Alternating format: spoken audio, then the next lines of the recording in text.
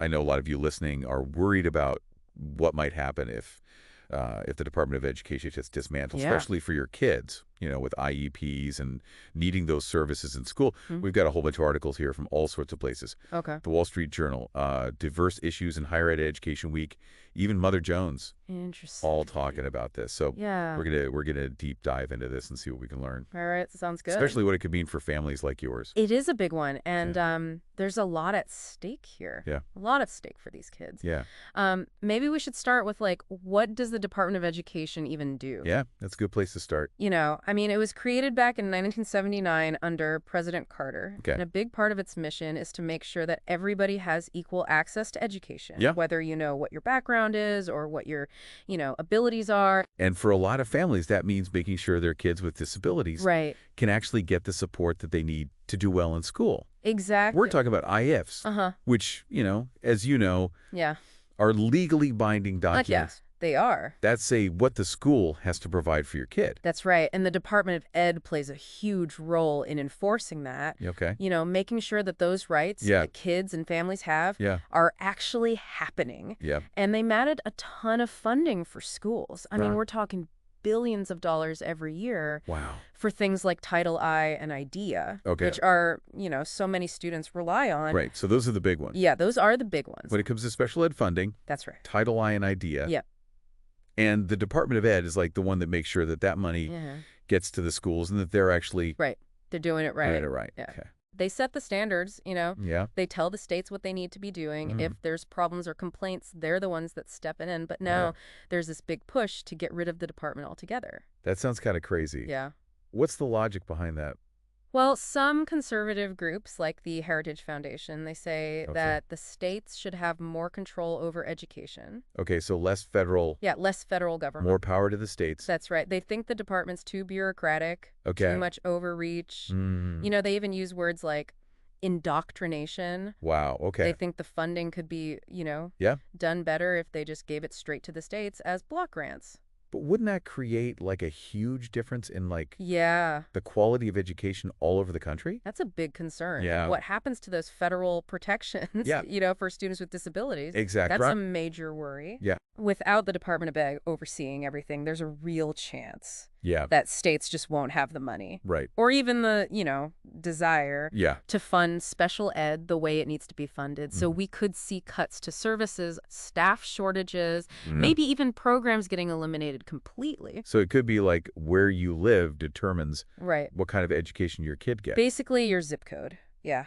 That's pretty scary It is a scary thought. for a lot of families. Yeah, especially those that, depend on those IEPs Right. for their kids to get the help they need. And it's not just about the funding either. Right, it's not just about the So money. the Department of Education, they also make sure that Right. civil rights are happening in education, Uh-huh. including protections for students with disabilities. That's right. And without the federal oversight, Yeah, we could see those rights. like gone. Yeah, or weakened significantly. So parents are out there thinking, Yeah, wait a minute, so my kid's IEP right. could be worthless It's a real possibility. if the Department of Ed goes away. It is. And even scarier, enforcing IDEA, the law that guarantees those rights, that could be different all over the country.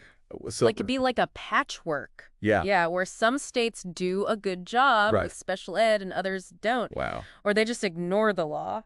That's a nightmare. It would be. It wouldn't just be about funding then. It would be about It's about everything. parents even being able to. Advocate for their kids. Yeah, that's a big one. Yeah. Because right now, if you feel like your kids' rights are being violated under IDEA, Yeah. you can go to the Department of Education. Okay. And they can investigate and enforce the law. But without them, parents could be left, high and dry. So if a school district decides they don't want to provide a service, Right. or they're not doing the IEP correctly, Uh-huh.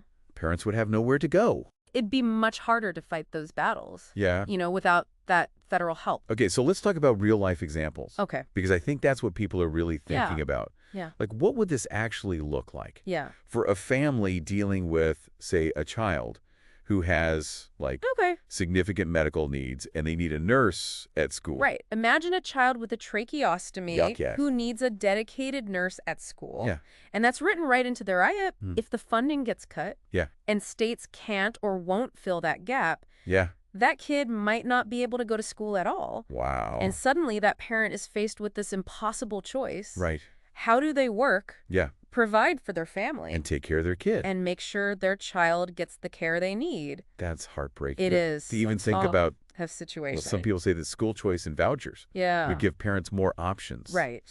If the Department of Education is gone. Mm-hmm. But wouldn't that make things even more complicated for families Yeah, it's a great question. of kids with disabilities? It is, and one we need to look at carefully, because while school choice might sound good, Yeah. on the surface, Mm-hmm. it raises a whole bunch of new worries Okay. when it comes to students with disabilities. All right. So let's jump right into those potential pitfalls Let's do it. of school choice, especially for those families that are Yeah, already dealing with so much. absolutely. The thing about school choice is that it's always framed as like giving parents more control. Right. And of course, who wouldn't want that? Yeah. But the problem is private schools, Yeah. they don't have to play by the same rules Okay. as public schools when it comes to special ed. So they could just be like, sorry, we don't have the resources to deal with your kid.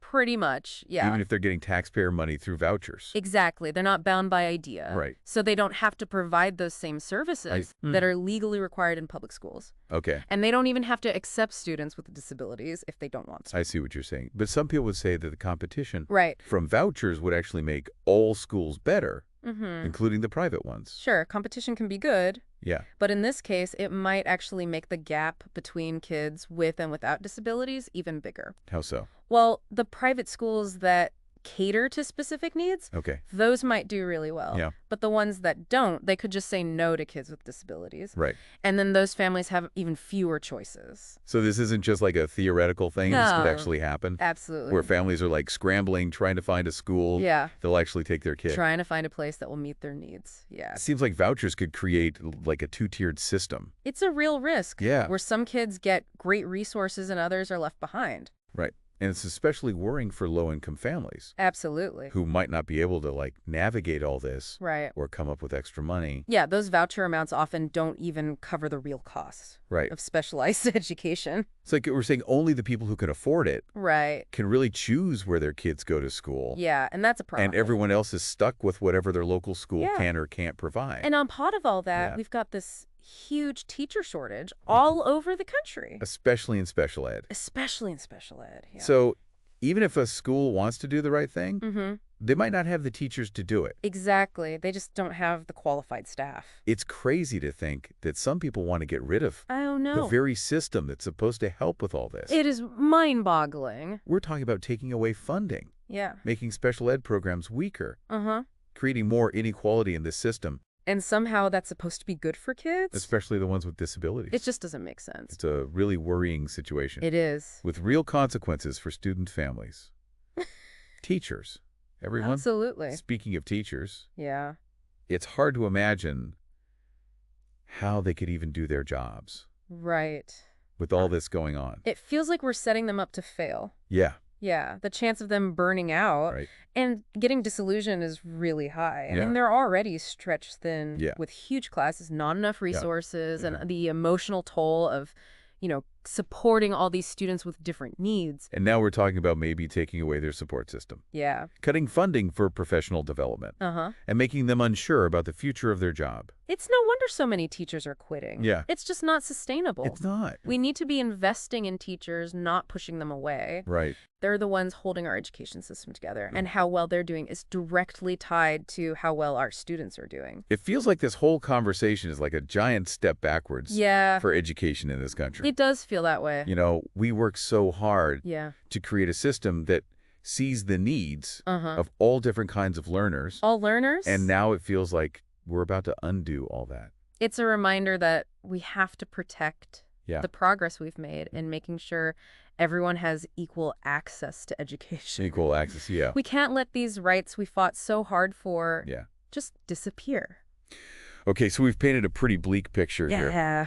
But let's try to be a little more positive. Okay. We've talked a lot about the bad stuff. The potential downsides, yeah. But is there anything good that could come out of this? Mm-hmm. Are there other solutions we could try? Yeah. Are there any bright spots at all? I think there's always room to talk and find solutions, Yeah. that work for everybody. Right. And I think it's important to say that, Yeah. there are some real concerns about, bureaucracy and overreach Okay. within the Department of Education. So maybe it's not about getting rid of the whole thing, Okay. but maybe we can find ways to make it work better. Right. So instead of just Yeah. throwing the whole thing out. Right. Maybe we can fix it. Exactly. Streamline thing, Yeah. give states more flexibility, but Right. without like losing those important ideas of Right. equity and accountability. Yeah, like we still got to make sure everybody's getting a fair shot. Absolutely. And that things are being done right. That's right. So maybe block grants, but with like Yeah. really clear rules Exactly. about how that money could be used. Make sure it gets to the students who need it most. Right. Especially, kids with disabilities who rely on those IDEA funds. Okay, and we definitely need more transparency. Oh, Like absolutely. parents got to know Transparency and accountability. where the money's going, how it's being spent, Yep. what they can do if their kids' needs aren't being met. Exactly. I remember reading in one of these articles that some people want to move the Office for Civil Rights Oh, right. to the Department of Justice. Yeah. Could that work? It's something to think about, Yeah. but we got to make sure those agencies actually know how to handle this stuff. Right. They got to have the people who understand special ed. They need the expertise. Yeah. We don't want kids falling through the cracks. And what about the teacher shortage? Right. We can't forget about the teachers. We can't just talk about money and oversight Exactly. and not talk about the fact that we need, qualified teachers in those classrooms. yeah, good teachers in every classroom. Yeah. We need to make it appealing for people to go into teaching, Yeah, how do we do that? especially special ed. Yeah. Which takes even more training and, expertise. Okay, That so pay more support. Yeah. Ongoing professional development. we got to make them feel valued. We can't expect teachers to perform miracles without the proper resources Yeah. and support. This whole conversation's been pretty heavy, It has been a lot. but I'm starting to feel a little bit hopeful. What's interesting? What's that? This whole crisis could actually be a good thing. Really? Yeah, in a way, it's forcing us to look at our education system Yeah. and really think about what's important. And it's a chance to talk about what we value in education Yeah. and how we can make a system that works for everyone. Not just the kids who are already doing okay. Exactly, all students. It's like we're at this point where we get to choose Yeah, which way we want to go. we're at a crossroads. Yeah. And we can choose a path that's more fair Uh-huh. and inclusive for everyone. And that's where, everyday people come in. Right. This isn't just for politicians and teachers. It affects all of us. We got to demand better for our kids. Yeah. And our teachers. We need to hold our elected officials accountable. Absolutely. Make sure they're making decisions that put education first. Right. And that every kid gets a chance to succeed. That's the goal. You're so right. We can't just sit around and wait and see what happens. No, we got to be involved. We got to be part of making things better. We got to shape the future of education. So what can our listeners do? First, stay informed. Okay. Keep up with what's happening with laws. Right. Read articles from different places. Talk to people who are working in education. Okay. Then reach out to your elected officials. Yeah, write to them. Call them. Exactly. Tell them what you think. At the state level and the federal level. That's right. Don't forget the power of sharing your own story. Oh, that's huge. Personal experiences can really change people's minds. They can. So if you're a parent of a kid with disabilities, yeah. share your story. Tell people what you're going through. Tell your community. Tell your elected officials. Let them know what's at stake. Tell anyone who will listen. And for those who need help and support, check out www.cairosclan.com. Okay. They have a ton of information for families Great. trying to figure out special education. Yeah. And they're a great resource for advocacy. Okay, so this deep dive has been pretty intense. It has. But I think it ends with a message of hope Yeah, and a call to action. absolutely. We can't just sit back and watch. No, we got to get You've involved. got to be part of shaping the future. That's right. So what's the one thing you want our listeners to remember? Knowledge is power. Okay. Stay informed. Stay involved. Yeah. Don't be afraid to speak up. Your voice matters. It does. And It together, can make a difference. couldn't have said it better myself, if this deep dive has gotten you thinking. Yeah. If it's made you mad or worried or even hopeful, do something with that. Yeah. Talk to your friends and family. Share this episode. Yeah. Don't let the conversation stop here. And as always, subscribe and stay curious until next time.